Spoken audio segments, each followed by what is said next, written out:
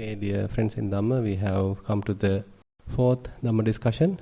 So we have received a couple of reports, maybe, have you? And we'll start with written reports. Yeah, okay. Thero Bante Avasarai. Would Bante please give guidance on how to begin watching, quote, how the elements behave, unquote, during walking meditations once mindful is established? Mm-hmm. By the way, how many reports are there today? Six reports. Okay, fine. So that's why actually basically at the beginning we can't say immediately we can understand the elements. So that's a kind of an order explained even certain teachers. Probably you can refer one interesting book available, Paving the Way by Most Venerable Sayadaw U Pandita. So once we go to Panditarama, so this is the first booklet they offer, Paving the Way. So they are actually, that's very interesting book where kind of systematic order or gradual order he has explained. So at the beginning what happened is just the establishment of mindfulness in the walking posture. So just walking, I am just walking. Gacchanto va gaccamiti pajanati. Simply the body is right now walking and not distracted. So the walking body becomes our attention, object of attention. So that's very much the first stage. And you understand this is the walking body. I am not sitting, I am not standing, I am not lying down. Okay, now it is walking.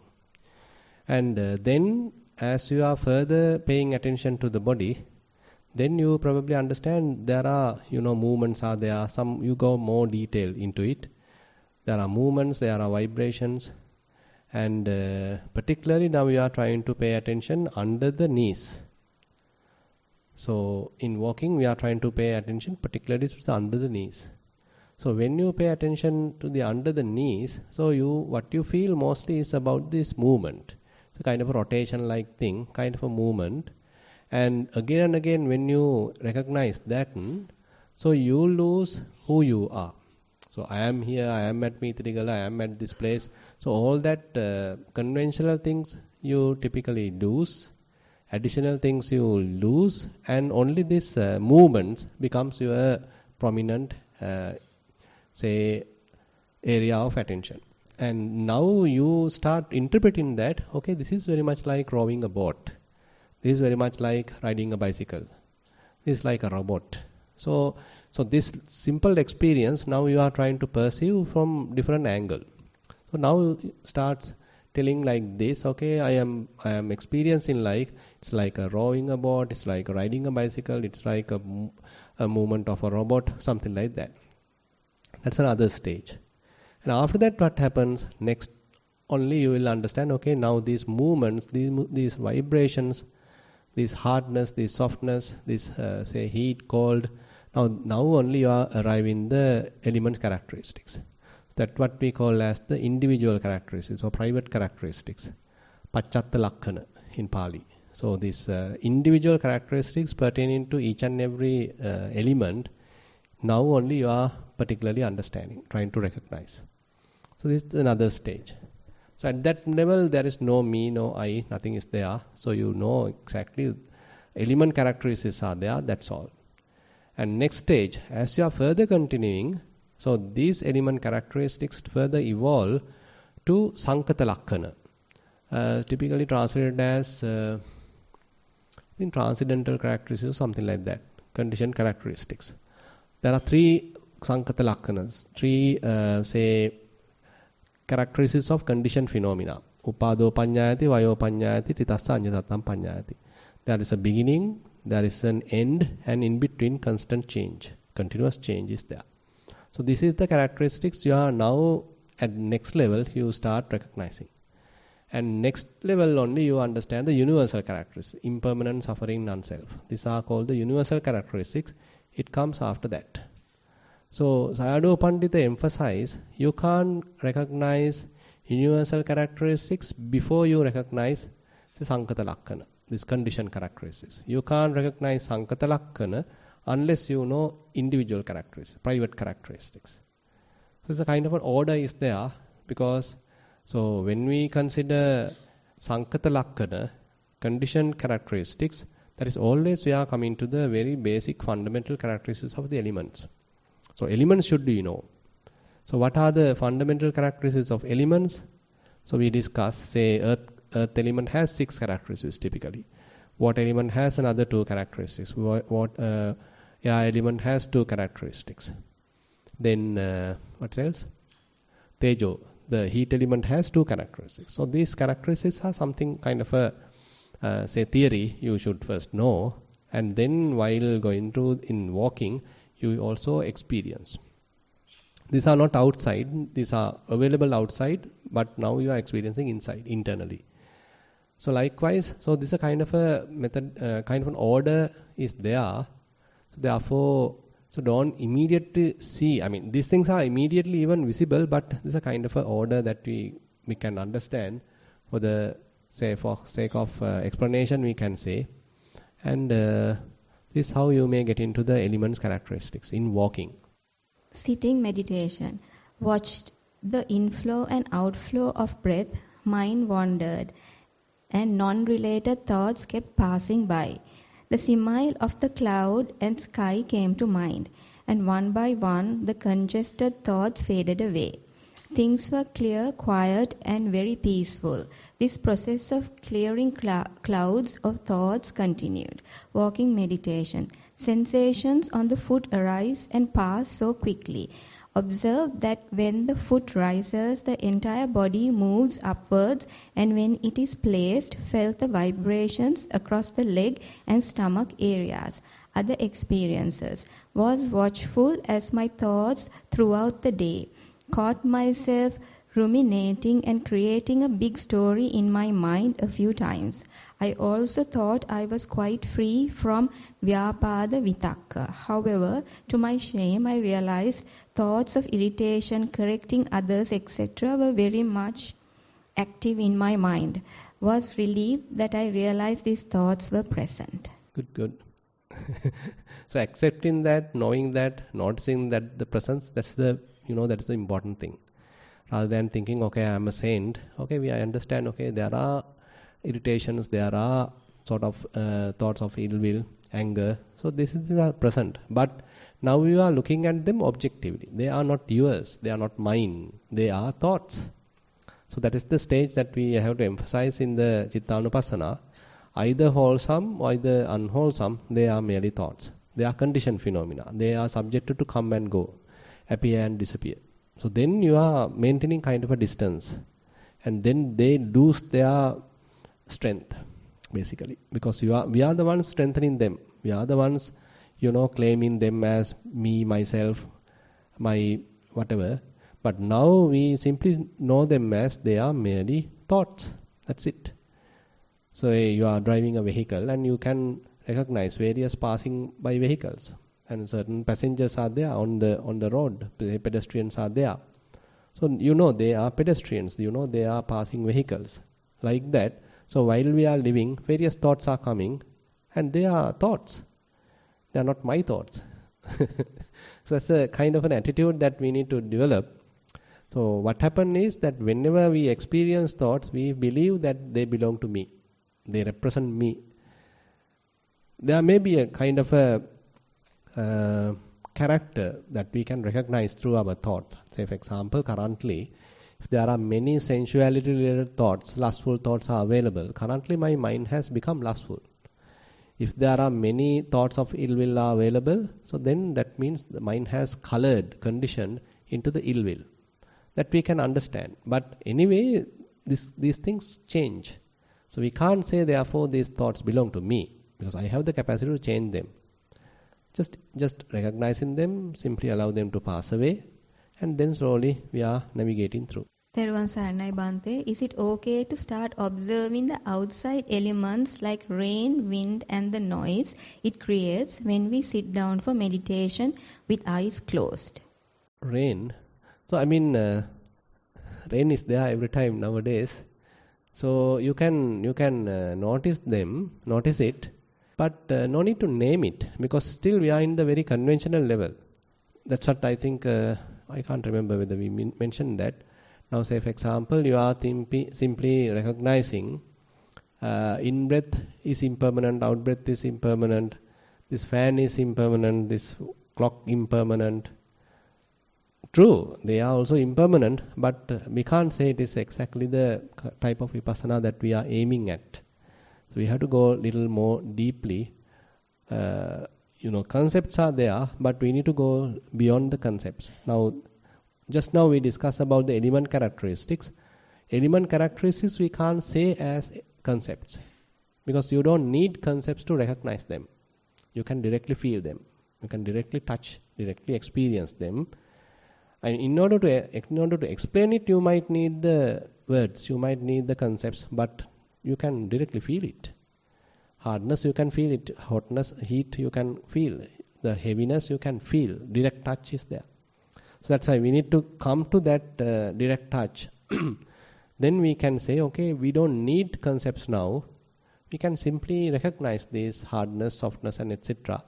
And you don't need even a thought to recognize it. Your mind could be completely silent, no thoughts at all, but hardness is there. Softness is there. You can feel it. You can recognize it. So therefore, talking about the rain as impermanent or something, no point actually. You can say no harm, but it may develop the what we call the anicca sanya, because rain has happened in the morning, but no rain now. It's also impermanent. Not bad. But not enough. Okay. Venerable Bhante, walking meditation. I did walking meditation for about 1 hour period on choir mat. I was able to walk without any interruptions due to absence of kitchen noises. I felt slight differences of roughness to the feet in choir mat. Finally, movement happened automatically and in a zigzag way. Body weight became very lighter. Thereafter, I felt sleepiness and vision became a bit blurred. I walked on the sand path for nearly 45 minutes. I happened to stop due to rain. I was able to experience roughness, smoothness and wetness, etc. along the sand path. Place to place, different characteristics are there. Sometimes I felt some pain in my feet, sticking sharp edges of the stones. Actually, it was beneficial to avoid distractions. Sitting meditation. I did 1 hour period sitting meditation. I felt cool air entering the left nostril and warm air leaving the right nostril. But it happened very few times, 1 or 2 minutes. Thereafter, breathing became lighter and couldn't distinguish in-breath and out-breath separately. I felt a pain in the middle of the arch of my left foot and it moved towards top of the foot in a straight line. It occurred 2 times. Then breathing process disappeared within shorter period. Then again I felt breathing again and it became a cycle of repetition. I felt sensation like crawling in my outer ear area. I was afraid that it will crawl into my inner ear. Inner what? Inner ear. Inner ear. Yes. Mm-hmm. Seems okay, because basically you are observing various phenomena as phenomena. It is not me going through something, but different phenomena are there, different pains are there, different aches are there, sensations are there, vibrations are there. So this ear part, that my ear part, that is the one you need to abandon. So there is no me, myself. That you simply see these are different sensations, different phenomena. And phenomena are mere phenomena. So as we just discussed, so in the mental arena we have thoughts, signs, perceptions. So that's also phenomena. And in the physical area, that's also there are different phenomena available. Hardness, softness, those also phenomena. And look at them objectively. So that's the kind of an attitude now we need to have. So have your body like a laboratory. So different things are happening. Now you are an outsider. Let them happen. You don't need to judge it. Simply be aware how they are manifesting, how they are coming and going, how they are changing. Allow them to change. And don't worry about it. They don't belong to you. So that's what we are learning in a way. So when they are changing not according to your vision, you will understand, okay, no point of calling them as me or myself. It belongs to me. Rather, it belongs to the nature, we can say. There are different reasons are there, causes are there for them to change. Okay, they are changing. I have very little control. So these are the things experientially we are learning in a way. Then you say, aha. So till it happen, then please continue. ගෞරවනීය ස්වාමින් වහන්සේ සක්මන් භාවනාව මම දකුණ යනුවෙන් පාද තබමින් ලනු පැදුරේ සක්මන් ආරම්භ කෙලෙමි. ලනු පැදුරේ ඇති තද බව යටිපතුලට දැනුණු අතර ටයිල් පොළවේ පාදය ගැටෙන විට ස්මූත් බව හා සීතල බවද යටිපතුලට දැනිනි. මෙසේ සක්මන් කරගෙන අතරදී යටිපතුල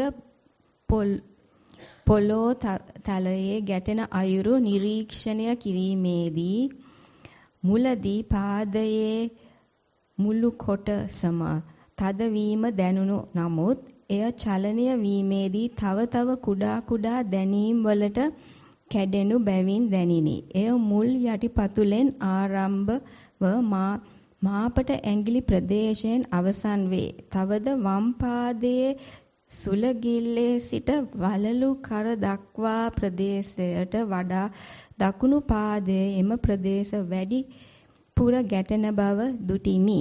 තවද ලේ වකය සහ ඇඟිලි අතර යම් ප්‍රදේශ පොළවේහි ඝර්ෂණය නොවන වගද දුටිමි. මෙසේ සක්මන යන අතර වම් පාදයට වඩා වැඩි බරක් දකුණු පාදය ගන්නා බව දැනුණු අතර ටික වේලාවකදී පාද චලනය ලතාවකට සිදුවෙන අයුරු නිරීක්ෂණය කළෙමි. එහිදී වම් කකුල ආධාරකය ලෙස ක්‍රියා කරන අතර දකුණු කකුල වැඩි බරක් සහ බලයක් යොදන බවය.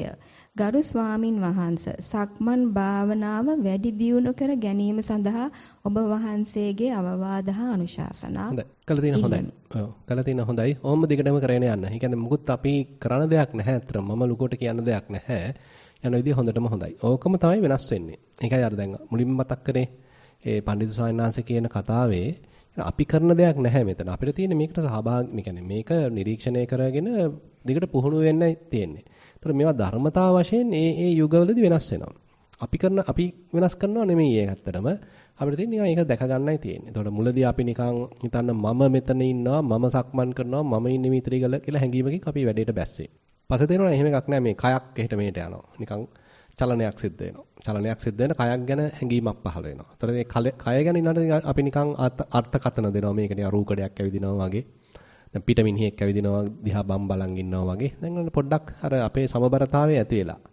මම නැහැ දැන් එතන. මම නිකන් පිට මිනිස්සෙක්. ඒ කය සක්මන් කරනවා. මම එළියේ ඉන්නේ. මේ කය නිකන් රූකඩයක් බවට පත් වෙලා. කය නිකන් රොබෝ කෙනෙක් බවට පත් වෙලා. ඊට පස්සේ ඔන්න පාදයේ යට කොටසට අපි වැඩි අවධානයක් දෙනවා. ඒතර ඒක විතරක් දැන් හොඳට තේරෙන්න ගන්න. ඒතර අනිත් දේවල් ඔක්කොම හැලිලා. අනිත් දේවල් ඔක්කොම අනවශ්‍ය දේවල් ඔක්කොම හැලිලා සංඥා අඩු වෙලා යටිපතුලේ නැත්තම් දණහිසෙන් පහළ චලනයට යටිපතුලේ ස්පර්ශයට හොඳට අවධානය දීගෙන යනකොට ඔන්න දැන් අපි කියන්න ගන්නවා මේක නිකන් ඔරුවක් පදිනවා වගේ. මේක නිකන් හබල් ගන්නවා වගේ. මේක නිකන් බයිසිකලයක් පැඩල් කරනවා වගේ. දැන් අපේ අත්දැකීම ඒතර ඒ විදිහට අපි අර්ථකථනය කරනවා. තවත් කාලයක් යනකොට ඒවට කියන ආකාර කියලා. ඒ ආකාර ස්වરૂප හේවා ඉවත් වෙලා දැන් එනවා අන්න ධාතු ලක්ෂණ පැත්තට. බොහොම සියුම් ධාතු ලක්ෂණ පැත්තට ඊළඟට අපේ හිත යොමු වෙනවා. මේක ක්‍රමානුකූලව වෙන්න දෙන්න. කලබල වෙලා වැඩක් නැහැ. මේක බලෙන් කරන්න බෑ. අපි මේක කරගෙන යනකොට හිමීට හිත තව ටිකක් ගැඹුරට යෑමක්, සියුම් වීමක් තමයි සිද්ධ වෙන්නේ. එතකොට ඔන්න තද ගති, රළු ගති, උණුසුම් ගති, සිසිල් ගති කියන මේ ඊටාම මූලික මට්ටමේ ධාතු ලක්ෂණ ටික හොඳට අපිට ප්‍රකට වෙන්න ගන්නවා. ඒකේ තමයි ඊළඟට මේ සංකත ලක්ෂණ, අනිත්‍ය දුක්ඛ අනාත්ම කියන අපි කියන ත්‍රිලක්ෂණය ඕවා වැටහෙන්න ගන්න. හොඳයි. Most Venerable Bhante, sitting meditation yesterday afternoon. Started the meditation as per the guided process. After the disappearance of the breath, I understood that the body is getting converted into various things. First, it was a big mountain with mud and vegetation. To the mind, it was felt that this is the earth or Patavi nature. Then the body became a pond, which I felt that it is the nature of the water element. I was just part of that big thing. It was continuous without any special identification. Then again became a different mountain, and there were some beings also on and in the mountain-like thing. I just noted everything as Dhanimi. I know. Is it correct? I feel like there are certain visualizations seems to have happened, because typically the earth characteristic, we can't say it is that we are experiencing as a mountain. We can't say the water characteristics we are experiencing as a pond. Still then we are getting to the concepts. So water characteristics we can feel, maybe earth characteristics we can feel when we are walking. Hardness is a water characteristic. Say this shifting weight from one leg to another leg, if you recognize that shifting of that weight, that's a earth characteristics you are experiencing. So these are very fundamental. So no concepts here. So here again you are coming to mountains, ponds and this and that. So that indicates some kind of a confusion is still there. It is not that we are trying to interpret different visualizations what we see as water, earth or something. Rather, no visualizations at all. We can't see any visual sights at all. So mind is clear. No thinking, but the body experience. Hardness we can experience. Say softness we can experience. Weight we can experience. Lightness we can experience. So these are direct experiences what we are talking. So try to clear it. So otherwise we are going through some visions, visualizations. Visualizations are not the path.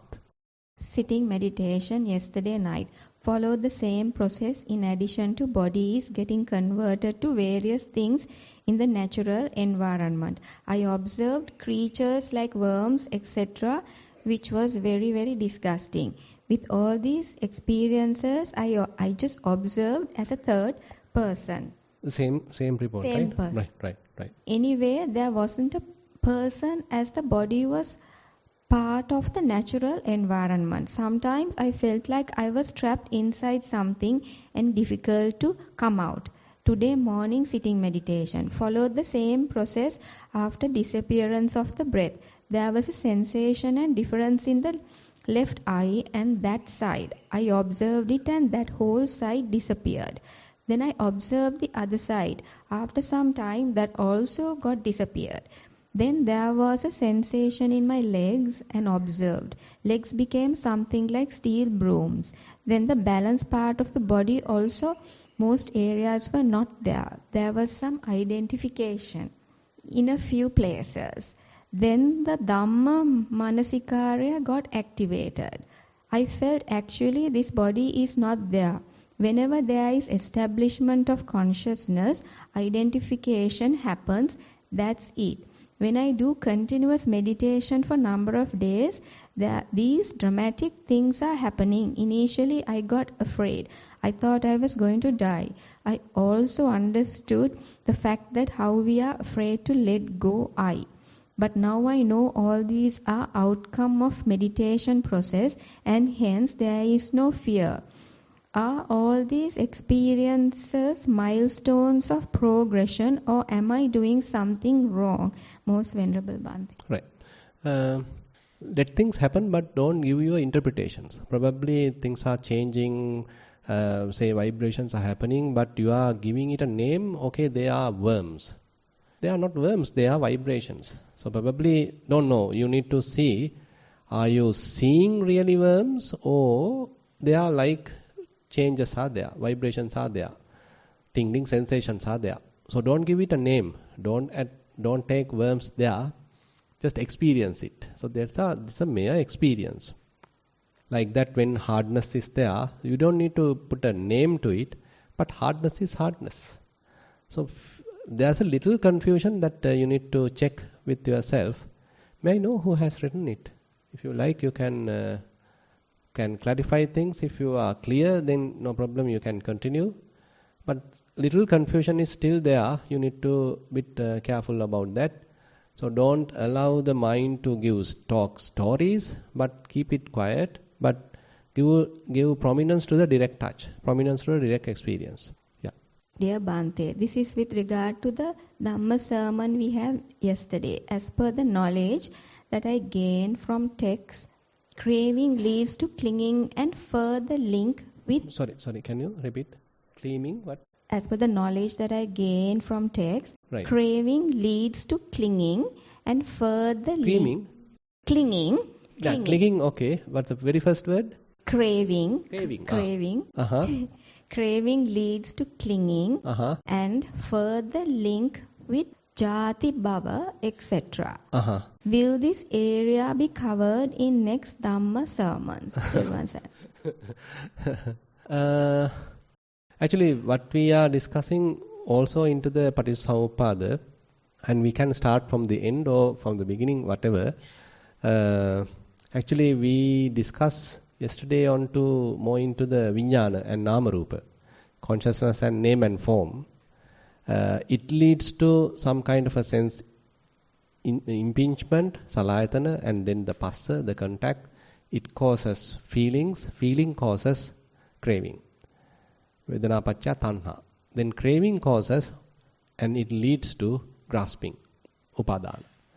And then the kind of you are born into a new world, born into a new experience, and in that experience you are somewhat like overwhelmed by that experience. So you are completely, covered by that experience. So you lost the present moment, you are completely in that experience, reborn in that experience. And there we call jati, jara, marana. So that experience also not permanent. You can't maintain, you can't experience that experience for long time. It is also subject to various conditions, causes, and it also fall. It also fade away. Ultimately, jara, marana, soka, parideva, everything happens. So this is how it happens, by the way. But I didn't think of talking this part in the Dhamma sermon, because here we are talking of not a bad thing by the. I am not trying to criticize it or condemn it. It's very valid, very important Dhamma area, the Patissamuppada. But my concern about this series of Dhamma sermons is more into thinking and what is the impact of unnecessary obsessive type of thinking, and what are its root causes, tendencies available in our mind, and then what are the methods available mentioned by the Buddha to overcome that. So this is what I have thought of discussing in this retreat. Yeah, that's all. Okay, so we have only few questions today. So if you have anything to discuss, we have some more time. So when there are questions, many questions, and even the Zoom questions are there. When no questions, no Zoom questions, only few questions. So it's not a bad thing, by the way. Yeah, please. Lal matta inno. Hari.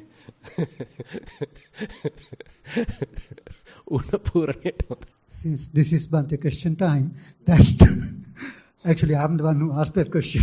Right. About this jati, bhava and so on. The chain of sort of a phenomena. Right. So in the context that you are planning only up to the place that we can get away from finally clinging and craving and so on, right? Yeah, understood. Now when we come to even the sankhara, even about the thoughts, there's a clinging can happen even to thoughts, and that's why we make a self. So thinking that these thoughts are me, thoughts are myself, and mentally we go to an imagined world, and there we are born. So now by understanding, by going through it, properly analyzing it, so that preparation has to stop, basically. So when there are no papancha, then there is no any kind of imaginary created kind of world. So you are in the present moment. In the kind of a presence is there. You are very clear about what's going on. There is no mind-made world. You are in the cuddle in the present moment. Yeah, because actually why I asked that, from that point onward, it's a bit controversial in the sense like, say, then bhava, and then people are connecting it that with karma and various other complexities and so on. Correct. So that actually I'm not interested to go to that particular point, right. Rather than just coming out from whatever the defilement or whatever. Correct. So this is why I just asked whether you are going to cover that particular area. Right. So actually papancha is the area where we can say we are completely grasp something, and now we become a victim of that, and we are going through as a cycle in it. So we are again and again we are subjected to craving, again and again we are subject to sort of sorrows, lamentations, this and that. Ultimately that also falls apart, and then we again collapse, something like that. So that's why in the sankhara world also, in the thinking, formations, intentions, in that world also, there is I making, mind making, myself, sakkaya ditthi can happen. With respect to the sankhara, these mental formations aggregate. So even thoughts can cause us to grasp, even thoughts can cause us to make a self. So this is my idea, this is myself. So I am the one having this brilliant idea, this and that. So this is my design. So these are all mental phenomena in a way. But when we are doing it, maybe a kind of a skillful way, we tend to claim it. This is me, myself, it's my idea, this is my view. So this is my best view and your view is not good, my view is the best view. Like that, we start arguing and then we start criticizing someone else's view. All different kinds of conflicts can happen. But one thing, if I ask that, whether is it all right that in Buddhist teaching that about the rebirth, karma and all those concepts has been sort of discussed, no? Karma, actually when we are into the proliferation level, karma can happen. Because the abhijja, domanassa, micchaditti. Abhijja, domanassa, micchaditti is part of the karma patha. Dasa akusal in that area, and dasa kusal and dasa akusal. Dasa akusal, there are 3 bodily activities, right? Panatipata, adinnadana, kama-micchachara. So the killing, stealing, sexual misconduct. When you are talking about the 3 bodily misconduct. Then there are 4 verbal misconduct. Lying, divisive speech, and then the harsh speech and the gossips. Those are the 4 parts. And then there are 3 mental activities. Those are the abhijja, covetousness, and vyapada, ill will, and then the micchaditti, the wrong view. So they carry fair amount of karmic force, even though they are mental. Kamma patha, that's why they are called kamma patha. So they are akusala kamma patha. It can lead to a future birth or whatever future results. Vipaka is there. So sometimes we think, okay, I didn't do any kind of bodily activity. So how come there be a karma? I didn't use my words. I didn't cheat anyone using my, say, words. So how come there be a karma? So, but there's a significant impact what we are thinking also. So if we are thinking too much about a particular subject again and again, and there's a heaviness to the mind, and it basically colored the mind, and I am is there. I am the one thinking. So you being a person, you being an individual, you think as a person, as an individual. There's a karmic force we generate. So mano karma is there. Avasarai Swamin Wahanse, yesterday in the Dhamma sermon, Swamin Wahanse mentioned about the 6 senses as the, I can't remember the proper wording you used, as enemies, and you mentioned about the 7th member. Correct.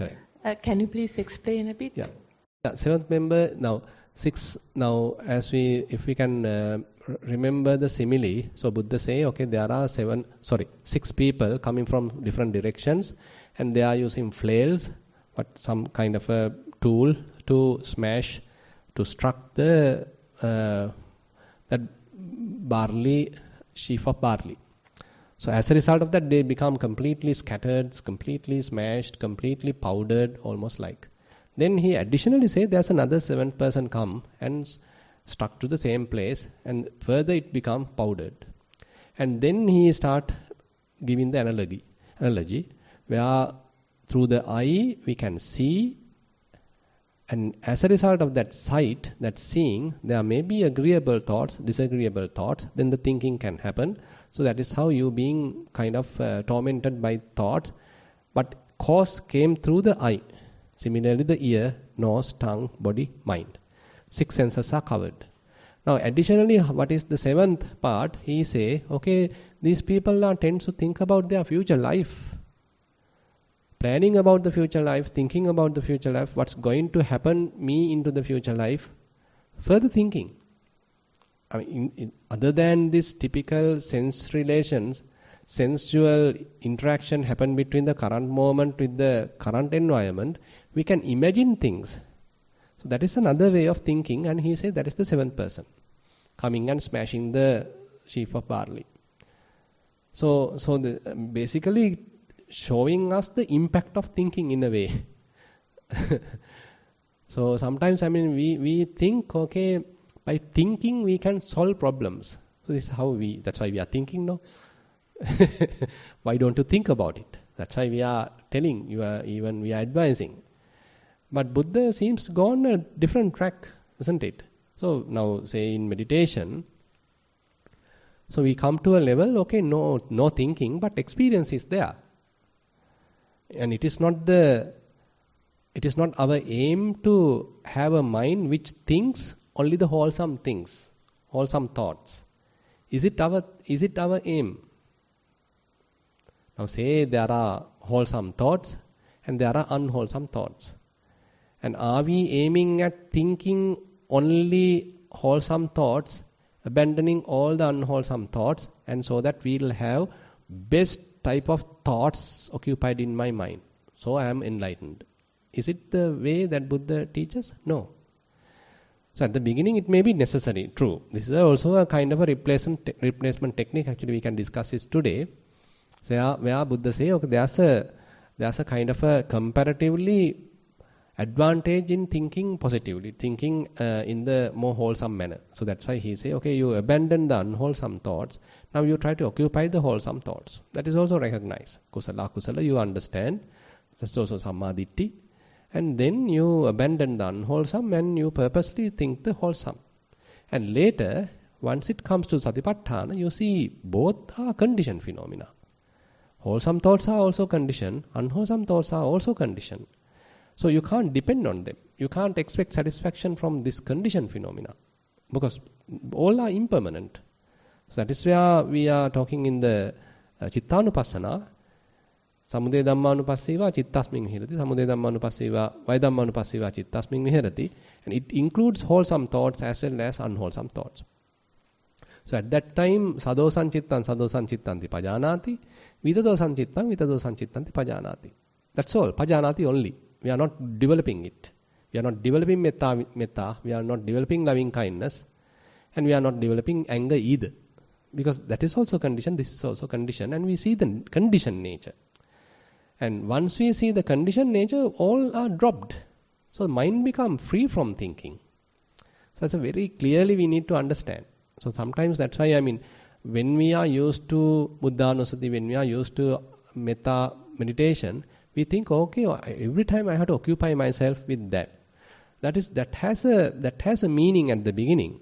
But when it comes to vipassana, when it comes to satipatthana, at one stage we need to understand their conditioned nature and need to abandon it. Then the mind become independent, isn't it? It doesn't want thinking.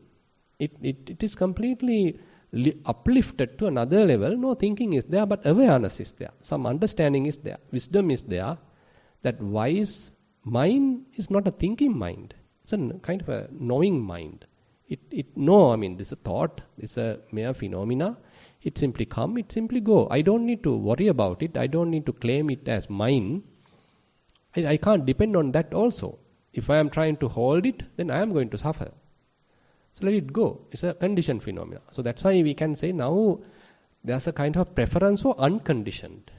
Not the conditioned, but kind of preference for unconditioned. Keeping the mind into the unconditioned. Without conditioning, without coloring it. Without conditioning it, just keep it quiet. That's why we have to say simply like pure water. So you are not adding sugar and you are not adding any, say, another thing, a color, or you are not even boiling it, or you are not adding salt to it, but keep it as water. But the problem is difficult to market water. That's what myself and Bhante Dhammajiva usually discuss. Okay, very difficult to market this. Satipatthana difficult to market because you can't go fly over the sky. You can't know your past lives. You can't imagine about your future lives. So no, beautiful hallucinations in the path, because hallucination is a hallucination. So the Satipatthana is just a pure Satipatthana. It's very difficult actually to convince people, because they used to miracles. They like miracles. Yes, come, please. Come, yeah. Yeah, switched on. Yes. Thank you, Bhante. I just have actually a question, which happened today during meditation. I should have written it. Right. But first let me also make a comment. I did write another question, to which Bhante gave a brilliant answer about about the elements' behavior, how to proceed with the walking. Right. Where is that book available, Bhante? What book? Paving the Way. Yes, it's available. I don't know whether it's available here. It's available for download, by the way. If you visit Panditarama website, so this is a very small booklet. So actually Bhante Dhammajiva translated it to Sinhala as Yogavachara Margopadeshana. Yogavachara Margopadeshana is the exact translation of the Paving the Way. So a little booklet. That's the booklet that was given out even at the Global. Bhante wasn't there. Not that one. Right. Anyway, my question is, Bhante, something that happened in meditation today. Right. As Bhante has instructed during sitting meditation, I was watching the bodily sensations, and there was on one hand various sensations. First of all, it was like a squeezing pain in the palm. Then when I watched it, that went off, and very shortly after it became like a pulsating, pulsatile pain. Right. Then that also went off. Right. So like that it changed the nature of the pain. Right. But it was all only in one hand. Sorry? It was only in one hand. Okay. Right. Then I thought, now there I was thinking, I suppose I was wrong. I thought, I look at the other hand, because the other hand was... Once I looked at the other hand with my mind, that also started having a sting. So at that time I thought, is all this what is happening? I don't know whether this is entirely Micchaditti, that's why I don't know how to say it. But I thought, now is this all mind-made? Mind-made. Because I look, I see. Like Manomaya. Correct. So that's my question, Bhante. There may be an impact also, because on the other hand, we can say another way, actually these vibrations are already there, but you are not paying attention to this hand. But you are only paying exact attention to this hand, so you know it.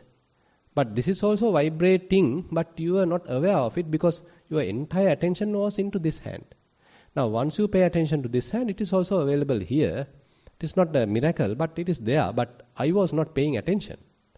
Because our attention, if our attention is available, then only we can be aware of. Otherwise we can't aware of. So I have to pay attention. Now say there are different things happening outside, but I am not paying attention, so I don't know. But once I pay attention, then I know. So therefore, we can't say it is kind of a mind-made also. It may be there, but once I pay attention, now only I revealed it. Now only I recognize it. It was there, by the way. And on the other hand, probably it has a certain influence coming from your mind also, thinking that, okay, it is here, now it should be there also. Then you are kind of trying to influence about the experience. That is the mistake we probably do. But otherwise there's a possibility, but it is also already there. But I didn't pay attention, but once I pay attention, I recognize, yes, it is also there. But now the other problem as a result, that is today's, that anecdote. Right. But this happens often, because in my sitting, I reach a stage like, I didn't write these things, but I was very grateful to all the discussion that took place, because those same experiences I have had where and now Bhante explained that those where you are approaching a deep samadhi. Now at such times, I have on my own sort of felt like that. And then I look for bodily sensations. When I look, I have pain. Now till then I was very happy, very nicely waiting, enjoying the immense, wonderful feeling of quiet peace and seeing these little light clouds coming and going. I was enjoying. And then, because I know that I must change, I look for bodily sensations and then the pain. And then, of course, it comes, it goes. But in the end, it disrupts my whole sitting experience. Mm-hmm. So which one you like? I have to be frank, I like the other one, but I want this one. So Correct, that's the problem. Yes. So that's the thing. So, I mean, the Vipassana, we have to go through a little bit of in a way, we can say it's a kind of a suffering, kind of a experience. So that is where we understand the true nature. But from the Samatha side, we get a really blissful kind of an experience, which is so fascinating, so fantastic, and we like to stay there. But there is no any support coming to the wisdom from that. That's the kind of a disadvantage. We can simply be there. It's very blissful. It's a very blissful experience, but no support for wisdom. Now, when it comes to wisdom, it's kind of friction at the beginning. But more and more you experience it, slowly, so mind starts developing a detachment. So experience is there, you recognize how they are coming and going, how they are changing. But now, slowly, as a result of the wisdom, mind detach, ultimately mind let go of, and then mind release. So this is the area now we need to, target. So now rather than being with a feeling which is changing and blissful and being with it and experience feeling, how about understanding the change and then let go of that and be independent? Say in the Vipassana, what we are trying to do, now we just discussed about the wholesome thoughts and unwholesome thoughts. Now you can think continuously about wholesome thoughts and be blissful. Can you? Say you are practicing Buddhanusati again and again, thinking about the Buddha's qualities, and it's so beautiful, so blissful. That's also good, not a bad thing. But the Vipassana say, okay, these are thoughts. So when you are thinking about the Buddha, when you are thinking about the Metta, so they are also conditioned phenomena. They are also subject to change. And what is subjected to change? No point of holding, no point of grasping, because they are vulnerable. You can't depend on them. You can't expect lasting happiness from them because they are subject to change. So you give it up. Now what are you holding? What are you going to hold? Suppose that you have given up wholesome thoughts and you have given up unwholesome thoughts also. No, just be without anything, if possible. That's the point. Now suppose that you went through Kayanupassana. As a result of that, you let go of the body because you understood its impermanent nature. That's the goal of Kayanupassana. The goal of Kayanupassana is not that every time to be with the body. Be with the body is the first stage because we are tempted to distract. So in order to avoid distraction, okay, now I am holding the body. I am developing the body awareness. Fine, good. But now I need to see its true nature. Once we understood the true nature, we let go of that. Now the mind is free from the body. Now maybe feelings available. Okay, you study the feelings also. So what is the goal of knowing feelings? Even let go of that. Letting go of the feelings. Now maybe perceptions. Now what is the goal of knowing perceptions? You let go of that also. Now what is the advantage of knowing thoughts? Wholesome thoughts, unwholesome thoughts. You understand their true nature and even you let go of that. So what is there to hold now? Nothing is there.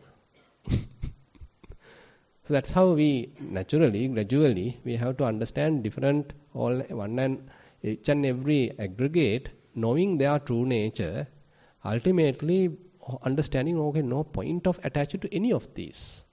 No point of holding to any of these. I'm just trying to be independent then. That's why the mind then prefer, instead of conditioned phenomena, but to be unconditioned. Because conditioned phenomena are conditioned. They are subject to change. They are continuously impermanent. They are tortured every time by these impermanent characteristics. Suffering is there. Meditation stop in the sense, you may feel kind of a jerk in a way at that stage. So once mind let go of all these conditioned phenomena, you may feel a jerk, yes, because so far mind is associating some sort of a conditioned phenomena. Once everything is let go of, mind might feel a jerk, kind of a shock. But you know that what's that? Paul Walt. So when you are successfully let go of the vault and you are jumping, what are you experiencing? You are going to fall, but it's a winning fall. Yeah, you let go of the whole thing. Let me die. I don't want anything. Something like that. So you need that kind of a sort of how to say, determination. That's also there, and the attitude of letting go. Attitude of letting go. It is not a forceful letting go either. That's why we need the wisdom. So wisdom will take care of letting go. That's why, we can explain all these things and ask people to let go of. Then they will forcefully try to let go. That's not going to work. It's not the point. Rather, we understand different phenomena of the body. That's the purpose of Dhatu Manasikara. As a result of that, naturally mind will let go of the body. Because he understands, okay, these are also element characteristics, outside also element characteristics, no point of grasping anything. Okay, I'm not interested of elements anymore. I'm not interested of any kind of physical phenomena anymore. So the mind naturally develops a kind of a detachment now. No point of talking about the election, no point of talking about the cricket, this and that and the condition phenomena, all are physical phenomena. Who knows what's going to happen? Who knows whether Sri Lanka win or who wins? Who knows? No point. Sorry? That Nachakinchi Loke, that... Upadhyati, exactly. So that's why now in the Satipatthana Sutta, so the goal is to abandon everything, let go of everything and keep the mind independent. Where anisitocha viherati nachakinchi loke upadhyati. So the mind become anisita, mind become unassociated, not associating anything and not clinging to anything, not grasping anything, because it understood the nature. Not by forcefully, but through understanding. Not attached, not associated. Nisraya means now I am sitting on this chair. I am taking some support from the chair. So I am Nissita now. I am dependent on the chair. I am standing on the chair. But assume that I am able to float. Then I am not associating anything. I am not holding, I am not footing anything. So the body is simply floating. So how about your mind start floating without associating anything? This is the kind of a goal. We can say so, yes. So when it is apatitita, it is anidassana also. Because the consciousness now we are talking. So the consciousness has to become apatitita. So at that time anidassana also naturally happen. Because till it has some kind of a name and form, wandering in the mind, so we may attach to it. It is not completely empty. But when nothing is there, it is completely clear, clean, nothing is there, nothing to manifest.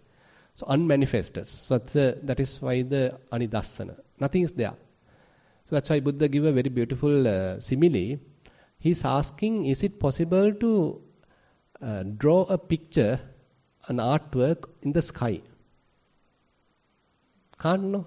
Because you need a plaque, you need a wall, or you need a canvas to draw. But here you can't. It is anidassana. That is the anidassana. You can't draw something. So the mind is completely empty. Nothing is, no images are there, no episodes are there, no stories are there, no thoughts are there. Nothing is there. Complete clarity is there. We can say something like that. We can say so, but these are bit. We need to discuss, so don't think that we are arahants when we are discussing these things. That's also get into another, overestimation. So this is the path actually we need to arrive in a way. We need to aim at. Yeah. Bhante, so all this as lay people in our day-to-day life, can we practically do this, or is it only during meditation time, because they're a little bit deep, no?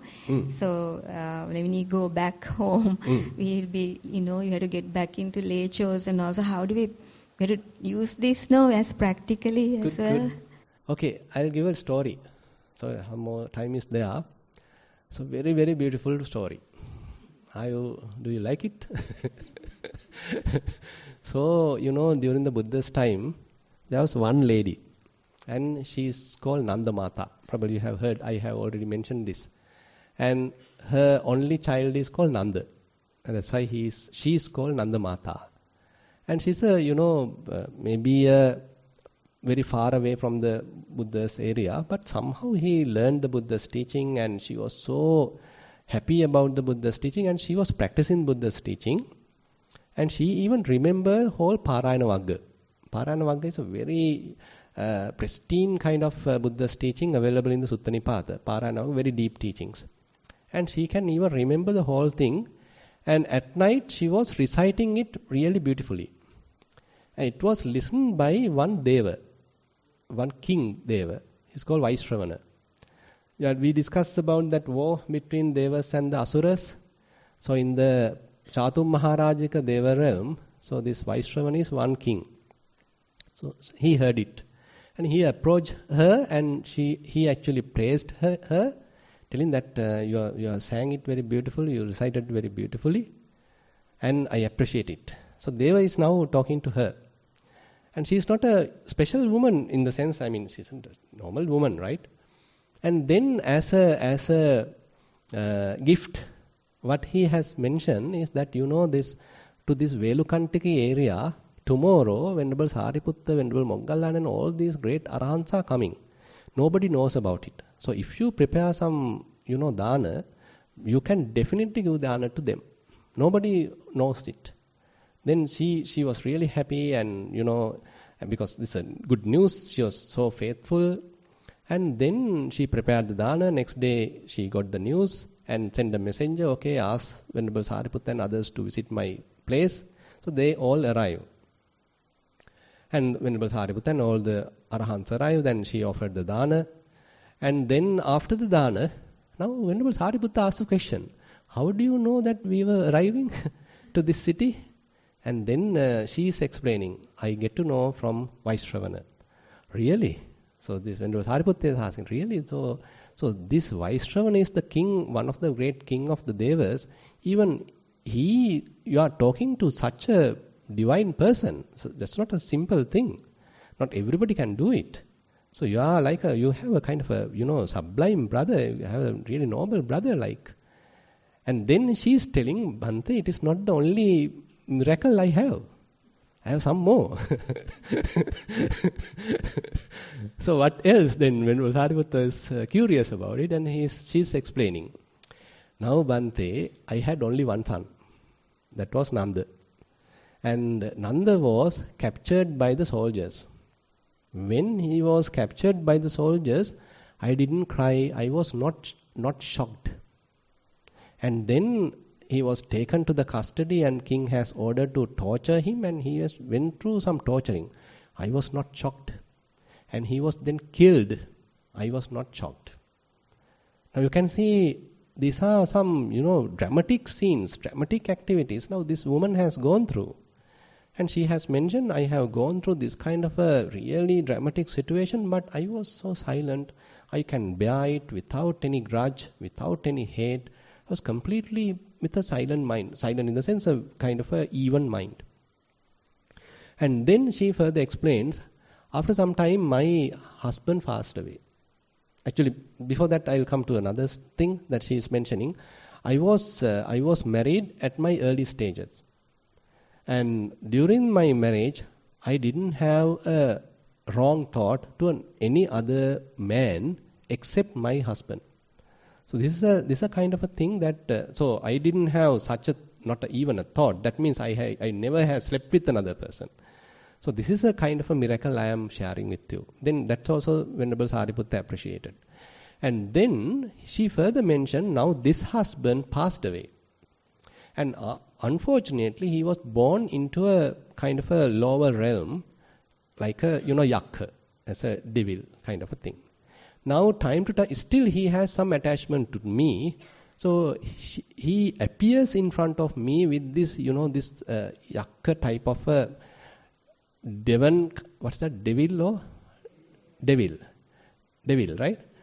Devil type of form he is appearing in front of me. But I was not afraid. You can see, I was not afraid. Not afraid even when that my previous yakka, previous also yakka tama, I think.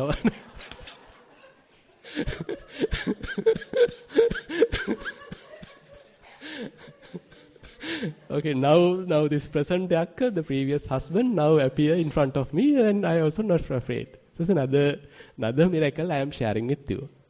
And then she is mentioning, I can attain jhana without any problem. Easily I can attain jhana.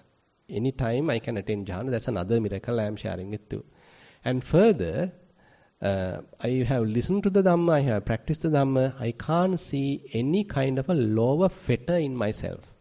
You know, there are fetters, there are 10 fetters.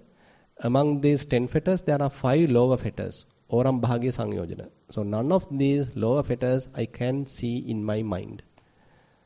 So where is she now? Anagami, non-returner. So Buddha say later actually to the everyone, to the all upasikas. So she is the role model. She is the role model for upasikas. Pelukantaki Nanda Mata. So that is the kind of the goal, that's the kind of the aim that Buddha is giving us. So therefore we can't say, these things are impossible. So if we are practicing correctly, so definitely Dhamma will give the results. So we don't need to say I am this, I am that, and we don't need to put an advertisement, I am so and so. So it may be something very private, and you know exactly where what's happening, what's really going on in my mind, where I was, what were the defilements, and where I am right now, what is the characteristics right now I am experiencing, and through some tragic situations now she is experiencing. She hasn't gone through always a very positive, blissful kind of experience. She has went through some dramatic situations in her life, but she could bear everything. That's why even when we are in the Dhamma path, we can't guarantee, okay, I will only face only the positive, blissful experiences. I may go through different things, but can I bear everything? Because this is our life. This is what we have in our package. Either we like it or not. So we have to bear it. So these are, say, some noble people. They honestly discuss their experiences, and then Buddha say actually she is the role model for lay women, lay upasika. And likewise, I just want to highlight now, the Dhamma is very effective. So we have to practice whatever the results we may experience, but we don't need to put an advertisement, but those are very private. And definitely these things have happened, and that explains kind of very real experiences that even the people who know, the nobles, have gone through. So therefore don't think that these things are only past things, these things only are not possible right now. So if we are practicing well, definitely the results may come. So don't overestimate or don't even underestimate. Yeah, let's practice, that's it we can say. Okay, so you have a question? Because the mic is there, I thought of updating the status of the meditation, and now I got the silent mind again, but sometimes, Swami Hansa, although I identify the thoughts and proliferations, sometimes I get caught, and the silent mind is very much prominent in walking than sitting. That's it. Okay, now silence is one attribute. But in sitting, try to see, while the thoughts are not there, so are you still keeping your attention at anywhere? Are you keeping attention to any particular object? So because silence is something that we can even arrive at early stage. Say while walking, once you are able to establish mindfulness on the body, so thinking might fairly fade off. But that doesn't mean that mind has completely become unattached or unassociated. So therefore, not thinking does not exactly say the mind is completely released. But there may be some other experiences that we may have. That's why we need some further practice, so that the wisdom happening may take care of abandoning things. Probably you may be there as well. Yeah, now especially I just don't understand what Swami Vansi is saying, like, how can I identify whether getting attached to something, because I feel very relaxed sort of, and I haven't noticed that whether I'm getting attached to something, but especially I feel the relief in sitting, although I experience the empty mind very much in walking, just there. So that empty mind you need to carry to the sitting and just keep the mind empty and see, because in the sitting you can even do some refined kind of experiment in a way. Is there any kind of a thought, any kind of a subtle thing, or any kind of a dust, or it's completely pure, no object at all, something like that you can verify. So when you are maintaining that for long time, so then we can say, okay, it's fair amount of signless concentration is developed. Signless, no signs at all, and no nimittas, no signs, no marks. So mind is completely pure. So then we can be fairly sure, okay, this is the kind of a result that we have achieved. Okay, yeah. This is Nanda Mata Sutta. Actually, this is explained in one sense in the Dedaha Vitakka Sutta. In Majjhima Nikaya, Dedaha Vitakka Sutta. In Majjhima Nikaya, Dedaha Vitakka Sutta, what Buddha mentioned is, I first categorize the thoughts. These are wholesome, these are unwholesome. And I understood, okay, unwholesome thoughts are bad, they are harmful, so I abandoned them. Wholesome thoughts are good and beneficial, so I thought about them. And later, when I understood when I only have wholesome thoughts, that's also kind of a burden. I feel tired when I am thinking too much about even the wholesome thoughts. Then I even abandoned that, kept the mind silent. But that is also not the attainment, that he not yet to the attainment, by the way. So he's explaining, okay, kind of a gradual practice that he went through as a bodhisattva in the Dedaha Vitakka Sutta, Majjhima Nikaya. Yeah, Thero. Okay, we'll wind up the session here and we'll start the Dhamma sermon at 4 p.m. as usual. Thero.